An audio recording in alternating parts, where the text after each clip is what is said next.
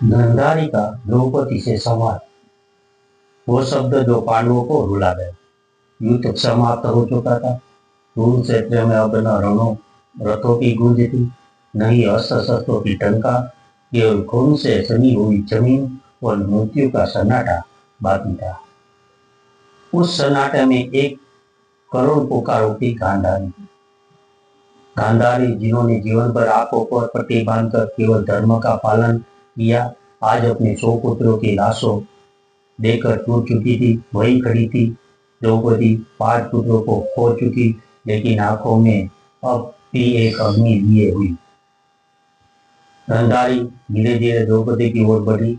उनके चरण भारी थे, मन और भी भारी था। उन्होंने द्रौपदी को देखा और कहा, द्रौपदी, क्या तुम्हें न्याय मिला?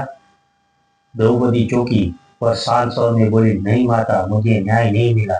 मैंने अपने 5 पुत्र खो दिए, मेरी आत्मा हर दिन तड़पती है। गांधारी मुस्कुराई, वो मुस्कुराहट जिसमें पीड़ा थी, कटाक्ष थी। और फिर भी तुमने बदला लिया, दुर्योधन को मरवाया, दुशासन को नष्ट किया, युद्ध हुआ, घर घर उजड़े, लेकिन अंत में तुम्हें क्या मिला?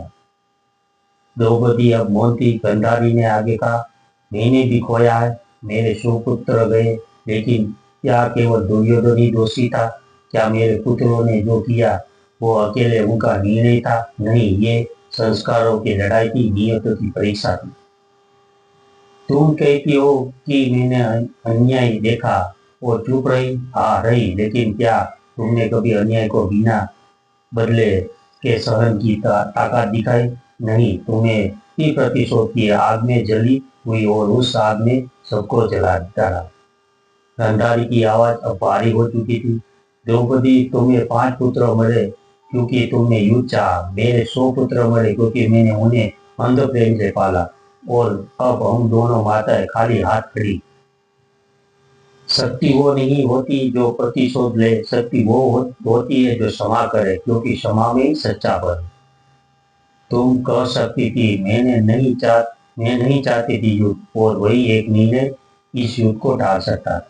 द्रौपदी की आंखों से आंसू बहने लगे। पांडव जो पीछे खड़े यह सब सुन रहे थे, उनके दिल कांप गया। भीम जिसने दुशासन का वध किया था, आज वो निशब्द था।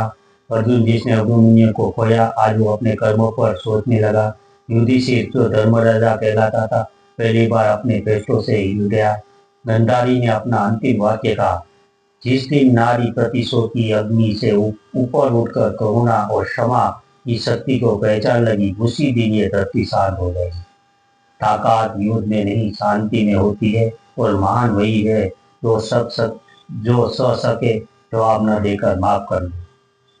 ये सवाल हमें यह सिखाता है कि क्रोध और बदले की आग चाहे कितनी भी जायज क्यों न लगे, उसका अंत हमेशा विनाश होता है। सच्चा साथ युद्ध में नहीं, क्षमा में है। हम जीवन में जब जब प्रतिशोध के रास्ते पर चलेंगे, हम कुछ न कुछ जरूर खो देंगे, लेकिन जब हम क्षमा करेंगे तो हम खुद को बचा लेंगे। धन्यवाद। Subscribe, like, share @mythology Bharat. धन्यवाद। माइथोलॉजी चैनल देखते रहिए, सब्सक्राइब कीजिए, शेयर कीजिए, लाइक कीजिए।